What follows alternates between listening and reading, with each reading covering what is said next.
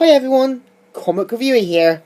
This time doing another Christmas review, and this one is on Mickey's Twice Upon a Christmas.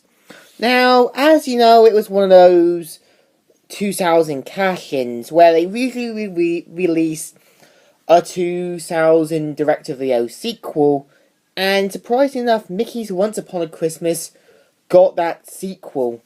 Now, the premise is an unknown author who isn't voiced by Kelsey Grammer, tells basically 4 or 5 stories.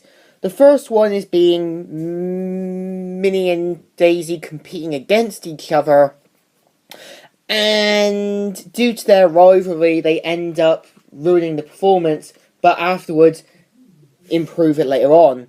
The second one is basically Huey, Dewey, and Louie, who end up doing so much bad stuff, they're afraid they might not be on the good list, and end up causing all sorts of trouble and all sorts. Now, fun fact enough is that this was Alan Young's final role as Scrooge in animated form. Well, DuckTales, the remastered game, was kind of like the last role he had before his death. Now, another thing is that the third one you have is Max bringing his girlfriend, Mona, who is voiced by the same actress who voiced Roxanne in the Goofy movie and Sadeera in the Disney version of Aladdin. Now, the problem I have with the Max one is that there is a bit of dialogue at the start, but then it just goes into a big song saying, I hope I'm not going to be embarrassed, I want everything to be perfect.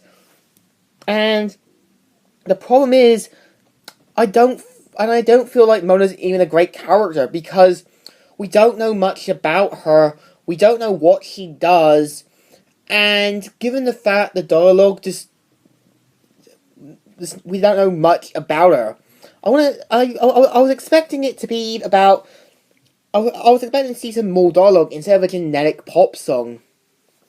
The next one is basically Donald going all his way to enjoy a hot chocolate, but Daisy and the nephews cause him to go into the shopping mall, where he hears the same song, We Wish You Merry Christmas. Now, when you think about it, shouldn't Daisy just technically take Louie, Dewey, and Huey to the shopping mall instead of Donald? Because it's technically none of her business if Donald wants to have some time to himself. It's like Christmas of the Cranks level, where you have to celebrate it controllably.